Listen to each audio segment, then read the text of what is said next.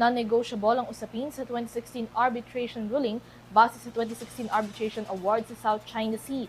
Yan ang binigyang diin ni Pangulong Ferdinand Marcos Jr. sa kanyang pagbisita ng Vietnamese President sa palasyo.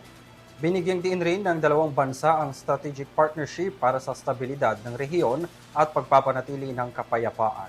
Tunghayan ang balita kay Alvin Pelobelio.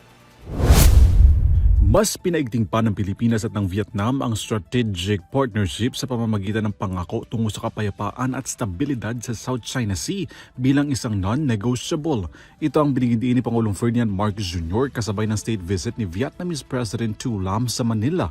Ayon kay Marcos, hindi maikakaila na ang Pilipinas at ang Vietnam ay may isang interes sa pagpapanatili ng kapayapaan, stabilidad at rules-based order sa rehiyon. Malaki rin ang papel ng pakikipag-ugnayan ng Pilipinas at ng Vietnam sa rehiyon bilang mahalagang aspeto sa nagbabagong geopolitical conflict.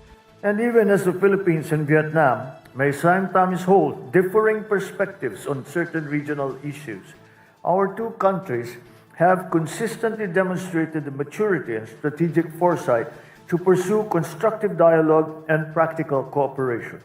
Iginit din ng dalawang bansa ang pangako sa UN Convention on the Law of the Sea o UNCLOS at ang payapang pagresolba sa sigalot at pagbabawal sa banta ng paggamit ng dahas. Batay sa 2016 arbitral ruling, inbalido ang pangaangkin ng China sa buong South China Sea at sinusuportahan ang posisyon ng Pilipinas base sa UNCLOS.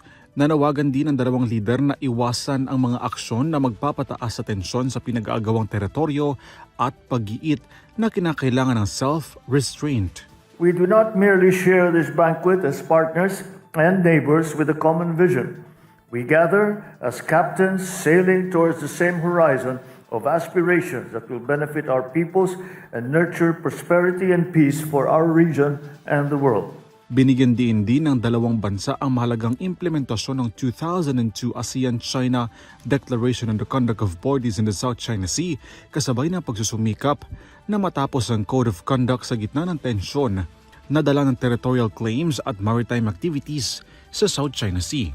Para sa EuroTV News, Alvin Pelobelio sumasaludo sa bawat Pilipino.